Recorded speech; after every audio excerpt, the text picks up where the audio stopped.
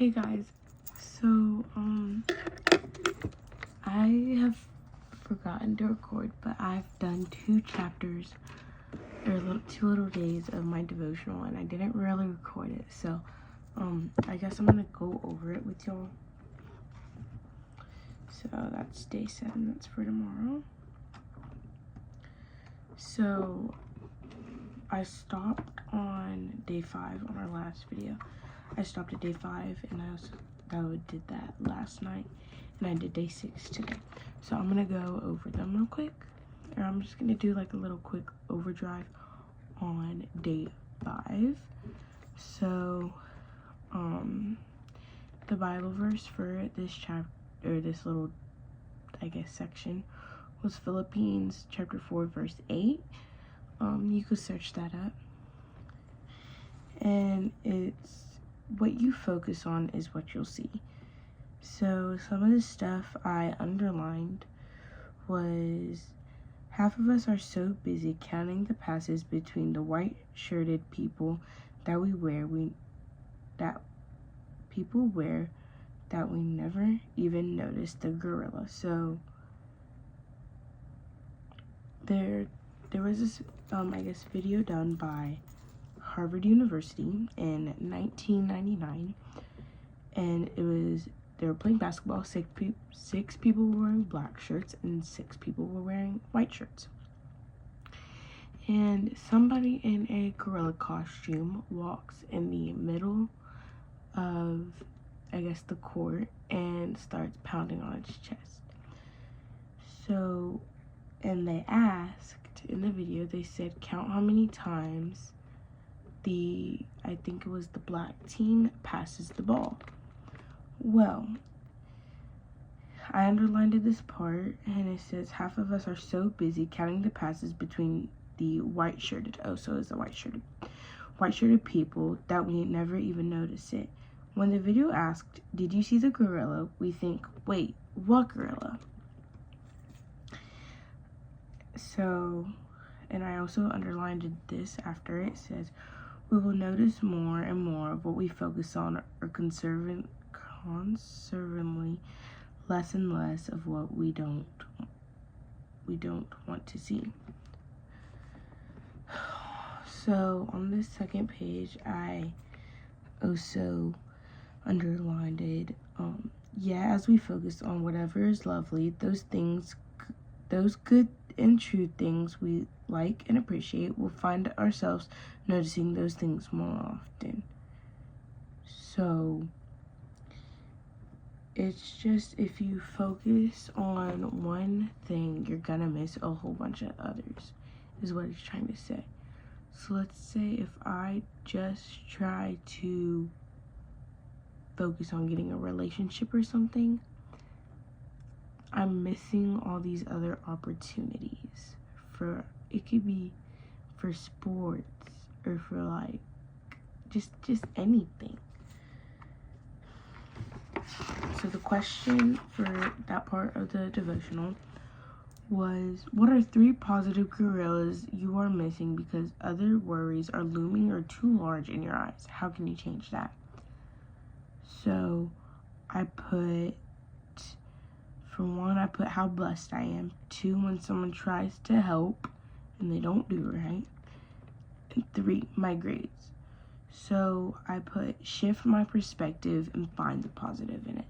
So I'm very blessed. I have a home, running water, food on the table, and yet I'm not very focused on that.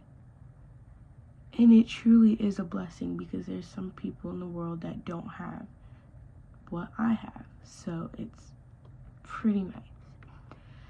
When somebody tries to help and they don't do it right, at least they helped me and they weren't just sitting there saying, or let's say I was doing the dishes, like the book said, the dishes, and somebody was just sitting there.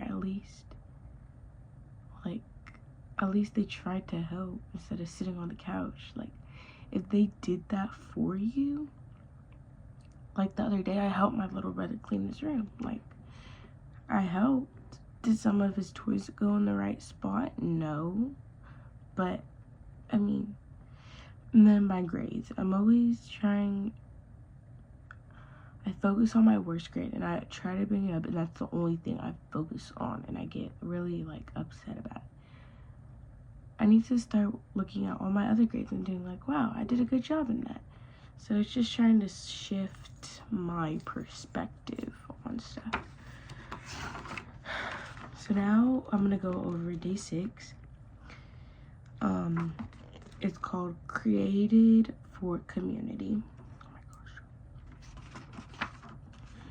So the verse for this is Acts 2:46 through 47. And it says, every day they continued to meet together in the temple courts. They broke bread in their homes and ate together with glad and sincere hearts, praising God and enjoying the favor of all people. So, the first sentence, I underlined this. The first sentence was, we are not created to do life alone. So, if you feel like you are in a dark spot in this hole that you can't get out of, just know you are not alone.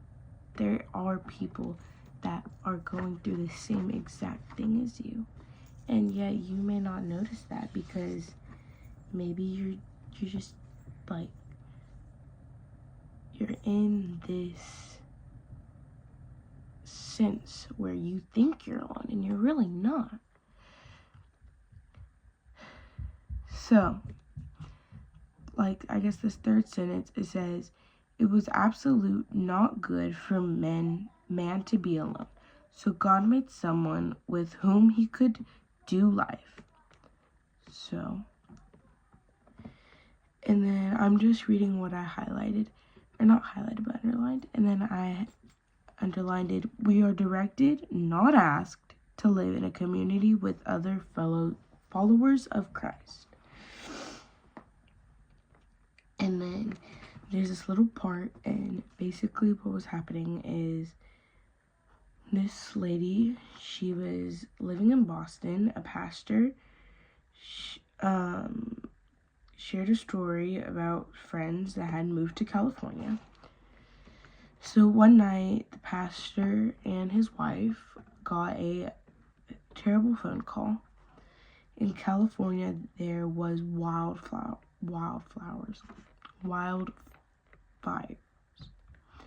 and they were just spreading like crazy. So this friend asked the pastor and his wife to pray for them. And without a heartbeat, the pastor and his wife dropped down on the cold floor and started praying. They prayed for a good hour or so. In the end, although the fire consumed thousands of acres of land and several neighborhoods, the border community and their friend's house was spared. So it was some things your prayers will get answered. And it's just it's crazy to think that, but it's true. Excuse me. Anyways, I'm going to read what I have underlined on this. It's nothing really big. It says, are you willing to inconvenience a fellow believer in order to live authentic community? In a authentic community. And then I circled this. It says, and your willingness to do so will be a blessing to you both. So then our reflect part question was, how could you be more engaged in the Christian community, including being willing to ask for help? How might that help you find rest? So I put, I could be more engaged by willing to pray for whoever, whenever, not just friends, family, but strangers. I found myself praying to remove toxic people and forgiveness. Afterwards, I felt at peace and rest. I wasn't mad or sad. I felt good about myself. Sometimes all you need is a little prayer. So, basically, this part of the devotional was, as a community, the friends prayed too. as a community, if you guys pray, and if you are willing to ask somebody to pray with you, God is going to try to make it happen. Jesus is going to try to make it happen. They will do anything. Because you, on the other side of this phone, you're either girl or boy, or whatever. Jesus and God sees you, and you are their child. So they love you as much as your mom and dad would, or your adopted parents or something. So they would do that for you. And I just think it's crazy how some people don't believe there is a God in Jesus, when I can literally be like, it's kind of saying that I don't believe in the sky, but there's a sky, right?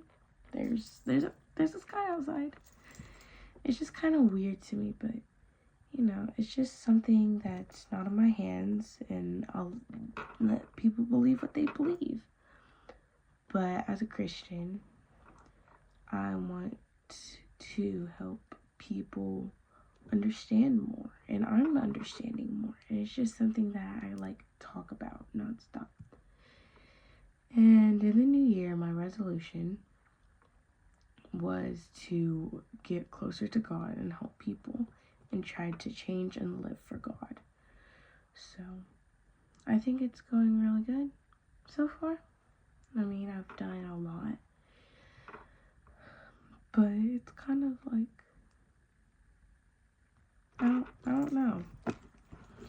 But I just wanted to do a devotional because I felt like I just needed to do one. I felt like I needed to share the word. So, yeah, guys.